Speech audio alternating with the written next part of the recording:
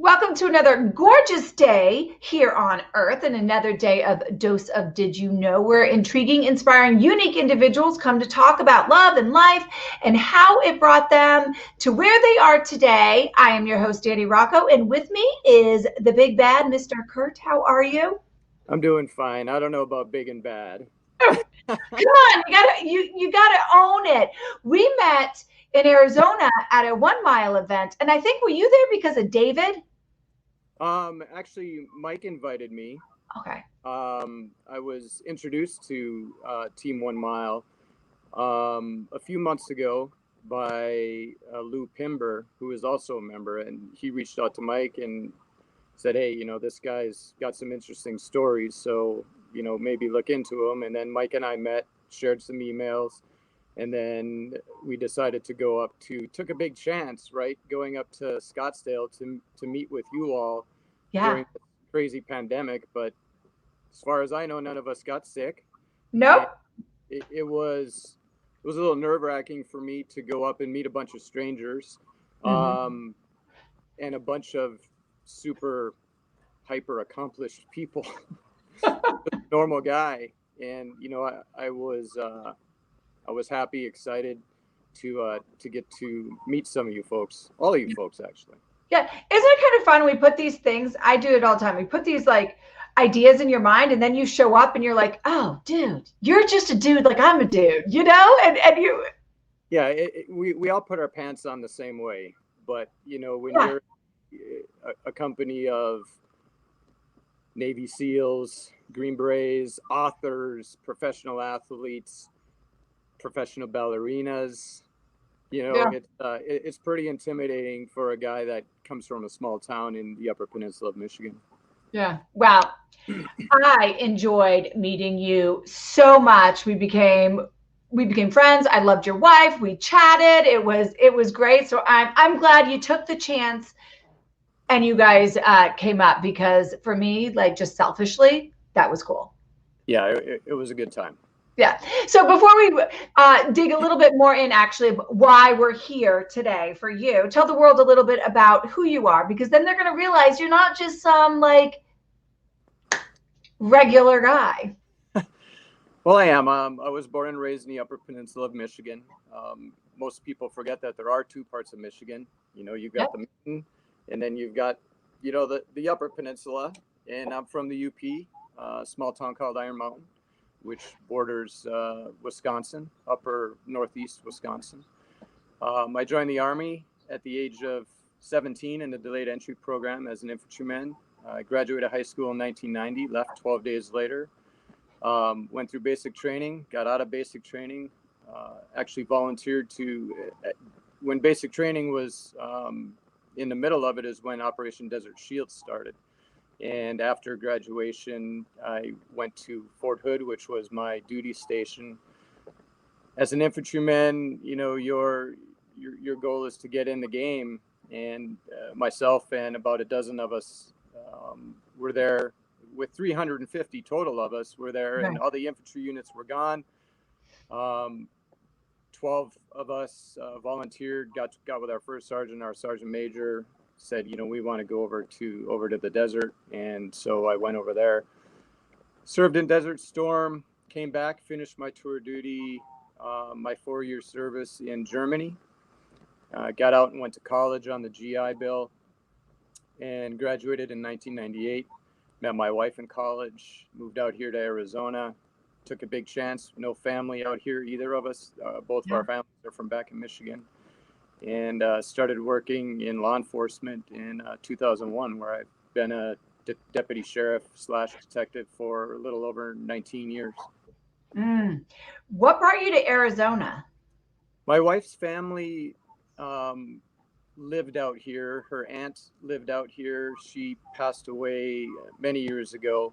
Mhm. My wife's brother did his residency out here at the U of A and also worked at the VA hospital as a physician.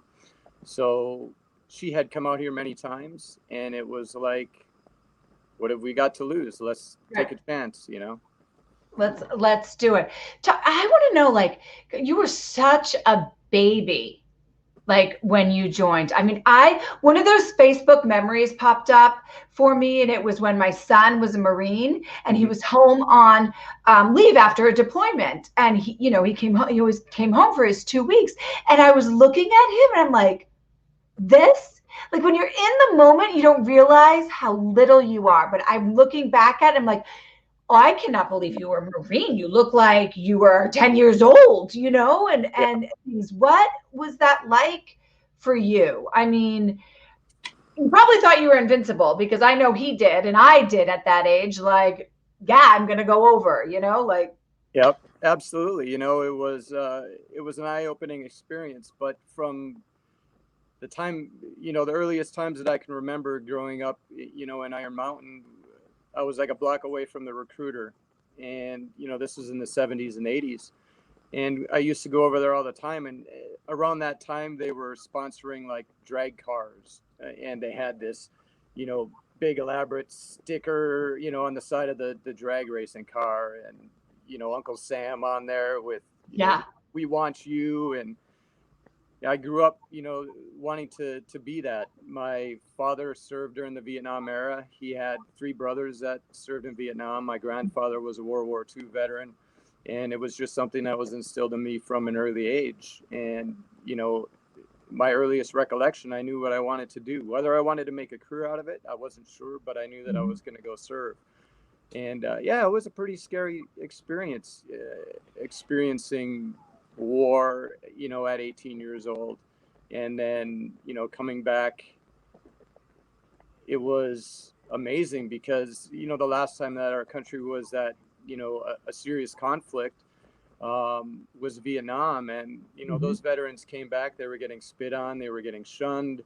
And, it was a very dark period in our history.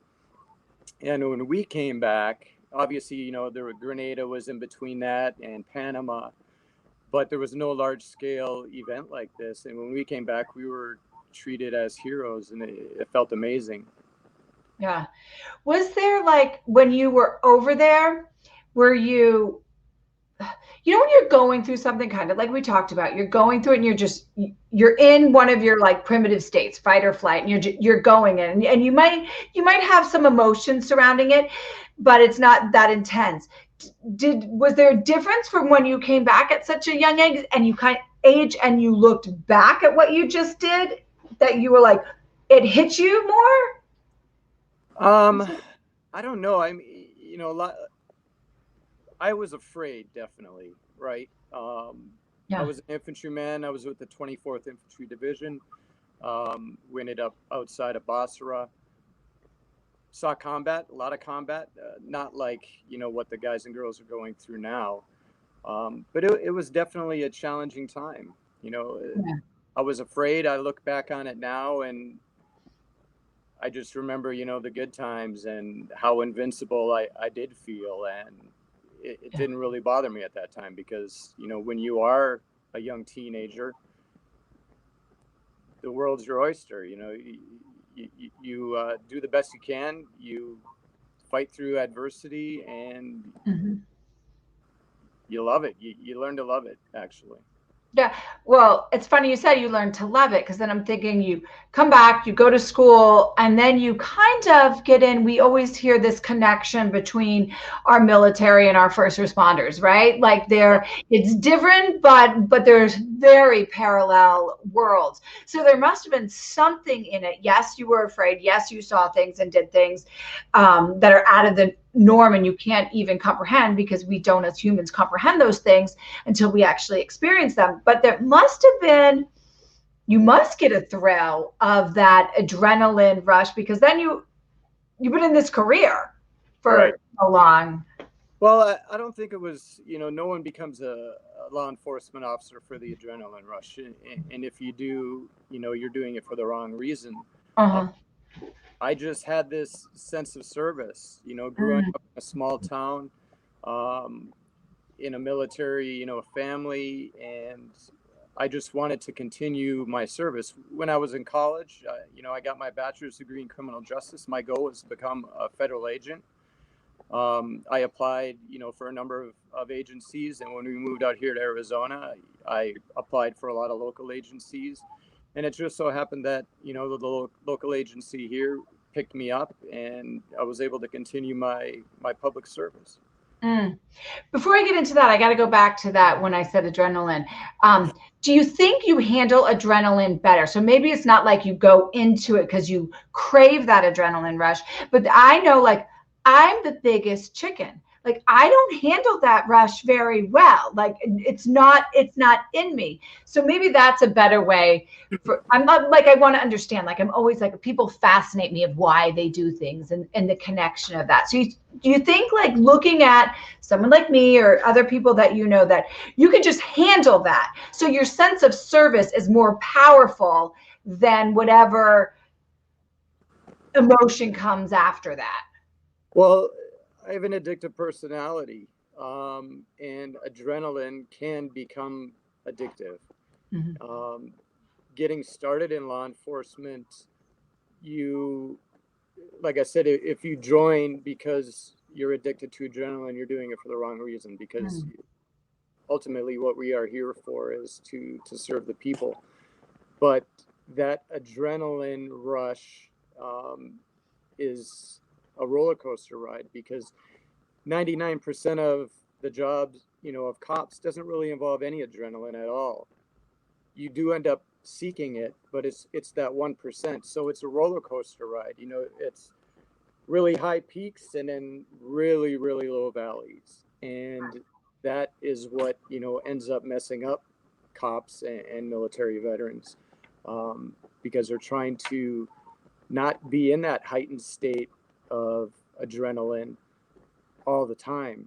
And that's usually what happens. You get stuck there.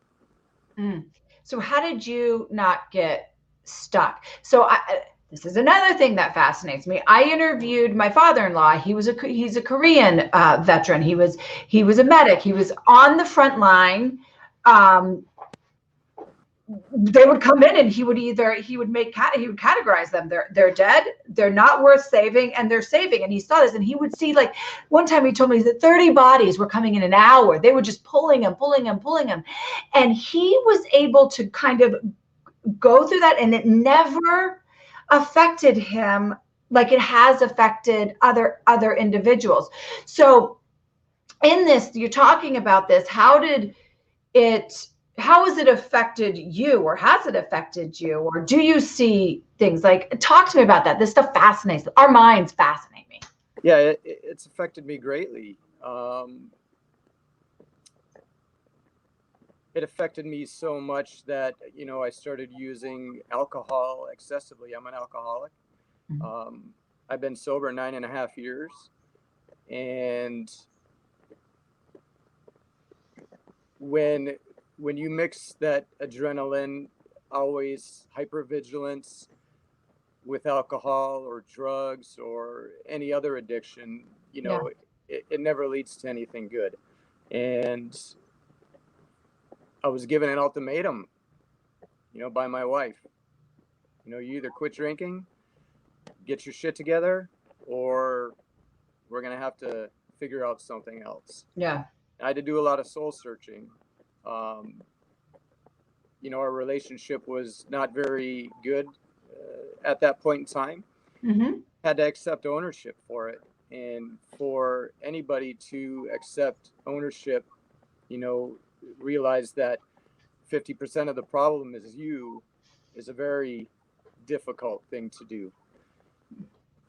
So I did some soul searching, and, I was like, do I want to keep drinking and lose my wife and kids, my family, everything that I live for? Or is it time to say, this shit is not worth it, and I need to make some changes?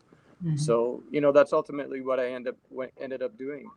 I quit cold turkey. I Googled how to quit drinking. And it was simply like Nancy Reagan's, back in the 80s, her slogan, just say no. Yeah. And that's what this article said. It said, every time you want to drink, just say no. And so the first couple of years, it was very difficult. Mm-hmm. But 9.5 years later, I'm a better human being. I'm a better father. I'm a better husband. Mm. And, you know, my mantra is be a better person today than you were yesterday. And I try to do that on the daily. Yeah, it's so good. You know, I think a key thing that I heard was that you had to kind of have a come into Jesus moment with yourself. Like, really, who are you? What do you want to be? And what are you prioritizing? And make that on your own, because I feel like if you would have done it for her or for the children, you might not have been as successful, or it might have been much harder, or the outcome would not be, I feel like it is the same, because you're doing it for something outside of yourself. Oh, you're absolutely right. You know, one thing that I learned from being a cop, you know, out of the thousands of things that I've learned, is dealing with people with addictions, whether it's sex addictions, computer addictions, drugs, alcohol, physical fitness. If the individual, him or herself, does not want to quit to make themselves better, there's nothing that anybody can do to make that happen. So I realized that hey, I need to accept ownership for this fault that I'm having, and no matter what anybody else says, I got to hold myself accountable. And it's a difficult thing to do. It is. The hardest thing is to kind of look yourself in the mirror and be like, whoo, that is on this sucker right here. All of the good and the ugly that comes on it is here. And the only thing is for me to like make that shift. So I'm sure it was challenging to even make that decision.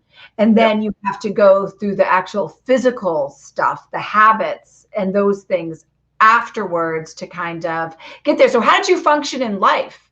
I mean, these to me are like key concepts for people, whatever is going on, apply it, you know? Yeah. So what I came to realize was that I have an addictive personality. My father was an alcoholic. His brothers were alcoholics. My grandfather was an alcoholic. I was surrounded by it my entire life. And I knew that I had to break that link to get myself free. And in doing that, in realizing my own accountability, I had to take an unhealthy habit and replace it with a healthy habit. And that's how I got involved with physical fitness. Yeah. I wrestled in high school. I wrestled for 4 years, never wrestled, but I was like, I'm going to give it a try. What the hell? I wrestled at 98, 105, 112, and 119, freshman, sophomore, junior, and senior year. I was not good whatsoever. I think I got pinned one time in a match in like less than 3 seconds. My state champion wrestler, you know, that I had to fill in, but I didn't care. I was out there having fun. So when I quit drinking, I realized I had to replace that unhealthy habit with a healthy habit. And that's how I got involved with fitness and specifically running. Yeah. Yeah. We just had that on the last Devoted to a Soldier resource panel. And they said, you know, these things are normal. Feeling icky and bad, those are normal primitive feelings that we have, but you can't take away a habit without replacing it with something else. And so it's so key and coincidental that you said that is exactly how you did it. So were there times? So can you tell me what it's like to be in law enforcement? Like, I'm like, I want to know. It is the most amazing job in the world. You deal with people at their worst. No one calls 911 to say hi to a cop. So, like I said, it's 99% boredom and it's 1% excitement. There's a lot of documentation, paperwork involved, and there's a lot of relationships that are formed. And I was a homicide detective. Yesterday was actually my last day as a homicide detective. I was in total 6 years and 8 months. And, you know, one of the things in interviewing a homicide suspect, one of the first things that I started out all my interviews with is, look, right now we are starting a relationship, you and I. No matter how long it lasts, it could last 1 minute, it could last 3 hours, or it could last 10 years. The foundation of every relationship is trust. And I need you to trust me, and I need to be able to trust that what you're telling me is the truth. And just talking to people like you and I are speaking right now is the key to success in law enforcement. Just be a person. Yeah, I've got a badge, I've got a job to do, but if I can relate to you, the bad guy, as a normal person, I'm going to get much farther and things will work out a lot better for him or her. That is like, that might be your superpower. Like sometimes I say people that can do karaoke is a superpower, but I think it's like an actual, where you can look at somebody and you must, I mean, tell me if I'm wrong about this, but you have to look at them at the purity of humanity with zero judgment to be able to do your job effectively. Yeah, it's not my job to judge. It's not my job to disparage. It's not my job to make you feel like you're a bad guy. Mm-hmm. My job is to speak for the victims. And if I go into an interview, no matter if it's a homicide interview or if it's, a simple shoplifting interview, my goal is to speak for the victims. And if I come at you hard and abrasive, I'm doing a disservice to the victims and my department and the, the population. Right. Man, is that something that you developed? Because again, I think that is really hard. As human beings, we have a tendency to look at a situation and already have the opinion on the people in the situation without knowing the facts behind it or anything. So was that something that you learned and it developed and that you were conscious of? Yeah, it's absolutely a learned thing. I think most people want to be good. Mm-hmm. But when you're in law enforcement, you have to be super machismo. You're a type A personality. You want to win. And when you interact with other cops, you pick up good things and you pick up bad things. And they all go in your toolbox. Yeah. In your mental Rolodex. And you hold on to those things that will benefit you and the civilian population, the people that you serve. And I realized early on that being a hard ass, it doesn't work. Right. You're going to get in fights. You're not going to be able to solve the issues or the crimes that you're investigating. And it took a couple of years, but yeah, it's a learned thing. And some cops don't learn it. Some cops try and it doesn't work for them. But for me, I found it, if you just treat people how you want to be treated, you'll go far. Yeah. In life as a cop. Yeah. I feel that is like emotional intelligence. And emotional intelligence is, you have to work at it and practice it and develop it. And within that emotional intelligence, there's this ego that we all have that is for a great purpose inside us. It's to protect us, but you can't let it get out of control or unbalanced. And it's something that you said when you said you want to wake up every day and be better than you are yesterday. All of those things of looking at yourself, looking at where your ego is, looking at your emotional intelligence, looking at the things that you have learned and interacted, like you said, and see like, okay, what are the good things out of that I want to take and use? And what are the ones I don't want to have encompass me? Like, see, you do. That is a superpower. Thanks. That is for sure a superpower. Oh, man, this is one of those conversations that I could keep going. And when I look at my clock and I'm like, it's over, I'm like, son of a biscuit eater. Like but these are the ones we'll have to have a part 2, especially now that you're moving into this new phase of life. I want to hear more about where you were and the next phase of where it brought you to. So we'll do a part 2 a couple months down the line. But before I let you go, I ask that you answer my last question with the first thing that comes to your heart. Don't overthink it, or you don't even have to explain it. In this moment right now, Kurt, what does love mean to you?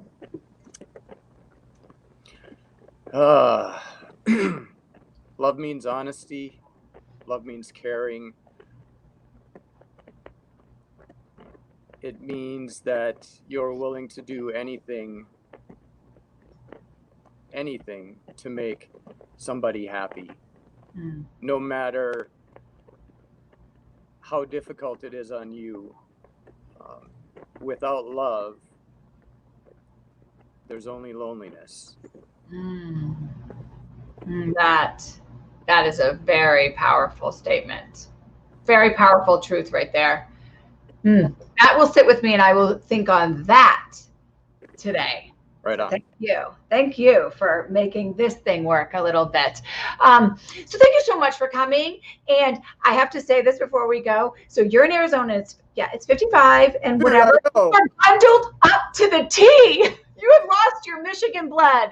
Seriously, I'm like shaking here because I'm like freezing, and you're sitting there in a tank top, and you're way up in the Northeast, freezing cold. I was laughing. I'm like, no more cold blood for him. No, it's definitely thinned out for sure. Oh my gosh. Well, I hope I get to see you the next time we're in, or I'm in Arizona, or we do another 1 mile event and everything. It was a pleasure. Tell your wife I said hello. She is a doll. I loved meeting her. She has just like a feisty, fun personality. Like you just can't help but like smile and laugh. You know? He's in a pod. Yeah. I had a ball. So tell her I said hi. And to everybody else out there that is watching, remember, as always, love hard, love pure, and love proactive. Until next time, take care. Bye-bye. Bye.